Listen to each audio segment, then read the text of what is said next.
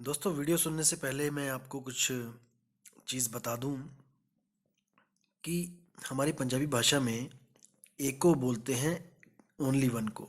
कोई भी चीज़ है जो एक है वो ओनली वन कहते हैं उसको, एक को।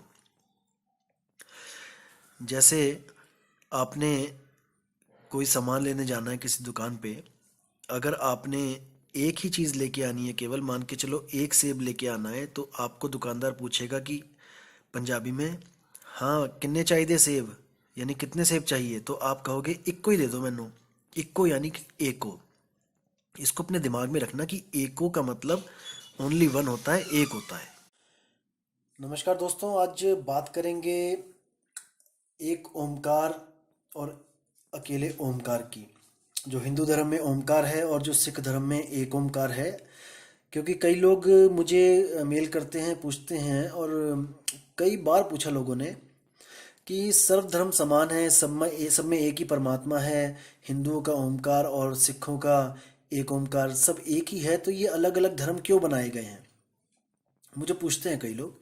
दोस्तों, आज मैं इसको आपको क्लियर करूंगा कि असल में ये है क्या मुद्दा, क्यों हम लोग भ्रमित हो जाते हैं।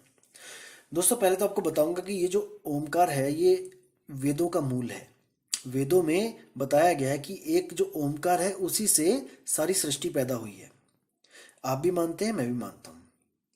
इसी को ब्रह्म बोला गया है, यही ब्रह्म है।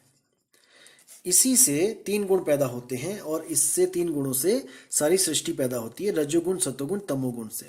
कैसे होता है दोस्तों, मैं बताता हूं आपको। जो तीन गुण हैं वो इसी से पैदा होते हैं, किससे? शून्य से। ये शून्य है। इसी शून्य समाधि में सब देवी देवता लीन रहते हैं। जैसे आपने भोले शंकर को देखा होगा कि वो शून्य समाधि लगा के हिमालय पे तपस्या करते हैं, लीन रहते हैं, और वो इसी में शून्य में ही समा जाते हैं, जिसी को ब्रह्म कहते हैं।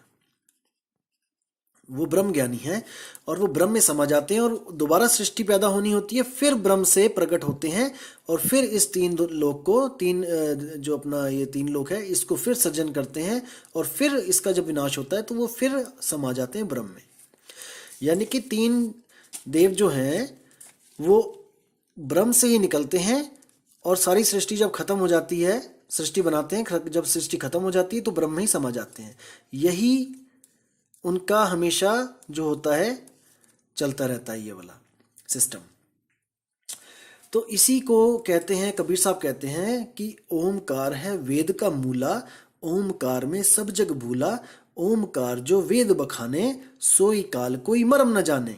यही कबीर साहब की वाणियों में इसी को काल बोला गया है। काल का मतलब होता है जो सारी सृष्टि को पैदा करे और उसी का विनाश कर दे, वही काल है।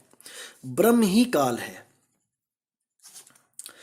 अब आते हैं बाबा नानक जी के एक ओंकार पे। दोस्तों, पहली बात तो आपको बताऊंगा कि ये एक ओंकार नहीं है, ये है एक और ओ।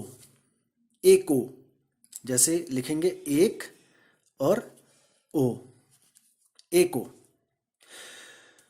तो ये क्या है, इसका मूल सिद्धांत क्या है आपको बताता हूं। जैसे बाबा नानक जो थे, पहले ओम सोहम का जाप करते थे। अपना वेदों और पुराणों से वो काफ़ी प्रभावित थे, गीता से प्रभावित थे। उसी के आधार पे वो नाम जपा करते थे, सिमरन किया करते थे। लेकिन जब उनको बेई नदी पे परमात्मा मिले तो उन्होंने जब सारा भेद बताया उनको कि ओमकार से मुक्ति नहीं हो सकती है, तब बाबा नानक को जो मूल ज्ञान हुआ, तब उन्होंने इस ओमकार को त्याग दिया। तब उन्होंने जो नया मूल मंत्र बताया था वो क्या है? एक परमात्मा जो इन तीनों को पैदा करने वाले काल, ब्रह्म, यानी ये तीन है, ब्रह्मा विष्णु महेश, सतोगुण रजोगुण तमोगुण, इन तीनों को पैदा करने वाले का जो आदेश चलता है वो इनके ऊपर चलता है। इसको बैठा दिया बिल्कुल ऊपर ले जाके सिर पे, कि ये हुक्म देगा तभी ये तीन काम करेंगे, सृष्टि पैदा करेंगे। तो जो इनका बाबा नानक का जो परमात्मा है वो चौथे के आगे ककार लगा दी इन्होंने, यानी कि इसका कोई अंत नहीं है, ये इनफाइनाइट है। तो ये है पांचवा। तीन तो ये हो गए ये, और ये जो बैठा है ऊपर ये है चौथा, और यहां से इसके भी ऊपर जिसका हुक्म चलता है ये चौथा है काल, और यहां से इसके ऊपर भी जो हुक्म चलता है ये है अकाल। इसको कहेंगे पांचवा। तो साहिब भी कहते हैं कि तीन देव को सब जग ध्यावै, चौथे देव का मरम न पावे। इसको भी प्राप्त करना बहुत बहुत बहुत मुश्किल है। यही वो निराकार है। इसी को ब्रह्म कहते हैं।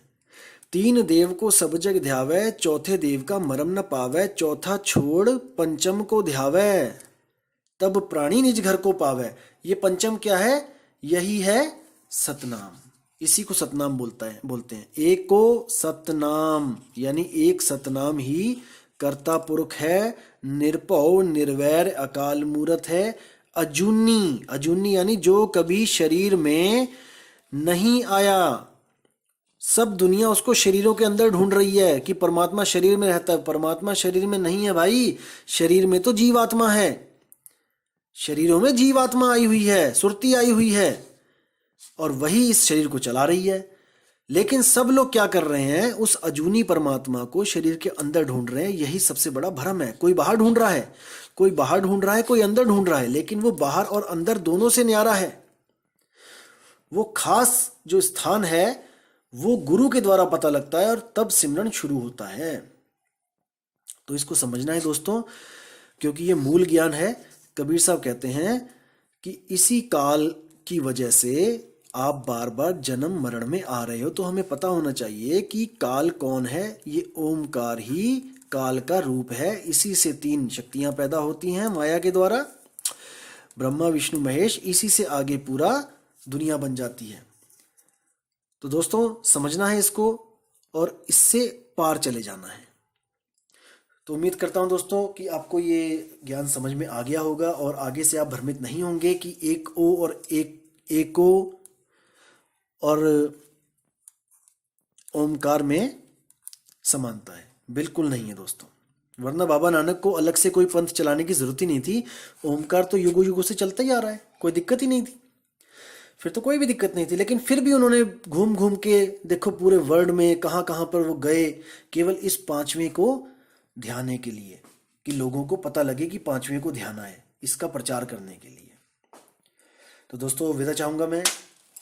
जय गुरु बंदी छोड़ कबीर साहिब, जय गुरु बंदी छोड़ मदन साहिब, जय जय गुरु बंदी छोड़ वैराग साहिब जी की सदा ही जय हो। साहिब बंदगी सतनाम।